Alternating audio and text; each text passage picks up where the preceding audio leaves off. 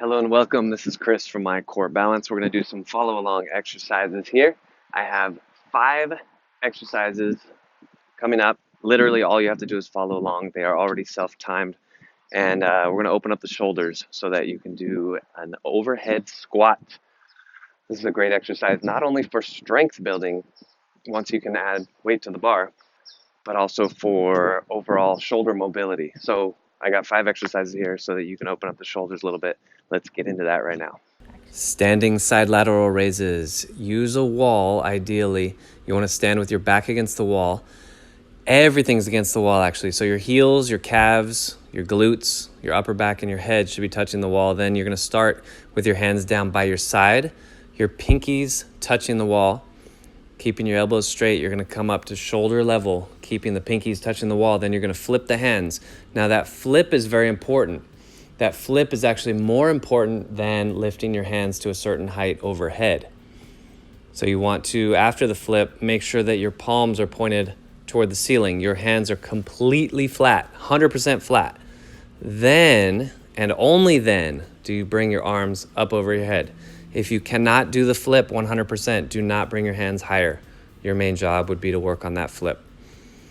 Great work. That's almost a minute. Move on to the next exercise. Around the world, use a stick, a solid stick like this, like I have, or you can even use a more flexible object like a piece of rope or something like that. Basically, you're going to have your elbows straight. The goal here is to go up and around your body and wind up behind you. And honestly, it doesn't matter how wide your hands are. When you are first starting and your shoulders are not as flexible, you can bring your hands super wide. So basically that bar or that rope is going to barely brush the top of your head, give you a little haircut every time you go around. That's totally fine. If you do this every day, it will get easier. Your shoulders will get more mobile. Your hands will be able to come closer and closer together.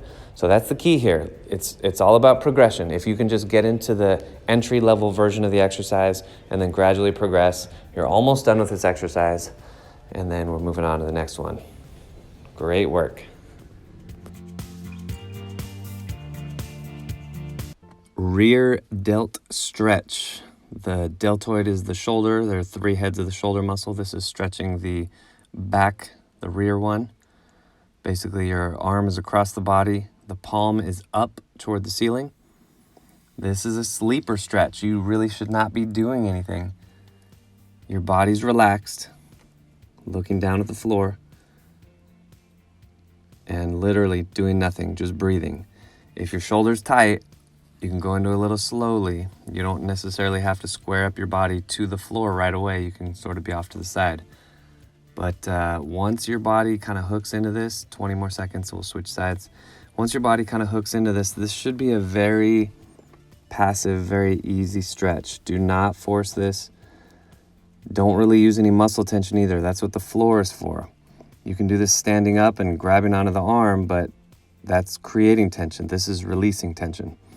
So let's switch sides and get the right arm going through. Remember, palm toward the ceiling, resting your forehead on your left hand. Big stretch. You might feel this in the upper back, sort of the back of the shoulder blade area. You might feel this on the actual shoulder, like the side. So the shoulder blade, couple different muscles in there that usually get tight.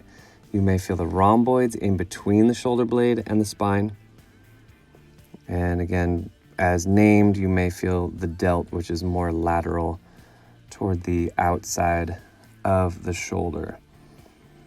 Keep breathing for the remaining 15 seconds. Move on to the next exercise when you hear the music.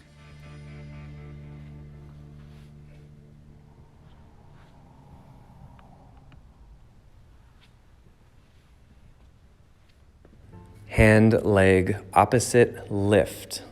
Arms out in front, legs down straight behind you. As you lift up one arm, you're going to also lift up the opposite leg at the same time. Hold for a few seconds and then lower down slowly. A couple things to keep in mind here. As you lift up one foot, you want that same side hip to actually push down into the floor. You don't want to lift the hip up off the floor. So you should actually make your hips get very heavy into the floor. About 30 seconds, halfway done. If this is too much on the shoulders, the neck, maybe they're tightening up, feel free to bring your hands wider. That's totally fine too. Don't worry about how high up you come. Focus mainly on form, feeling. You want to feel the back, the glutes, hamstrings. About 10 seconds left. Great work. Moving on to the next exercise after this.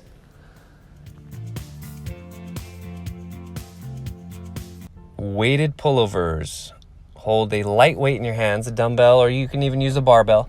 Light though, I'm talking 3-5 pounds, somewhere in there when you first get started, until you really know your range of motion. Now, when you have your hands up above your head with your elbows straight, this is a very weak position structurally for your body. So this is not an exercise like bench press or anything like that where you're actually trying to sort of hit your PR, your personal record. You're doing this mainly for the range of motion benefit. So even when you do add weight, it's probably only going to be 10 to 20 pounds at the most. 20 pounds is heavy. So elbows straight, keeping the abs slightly braced, and keeping the range of motion slow and fluid. 10 seconds left, great work, just about done. And then moving on to the next exercise.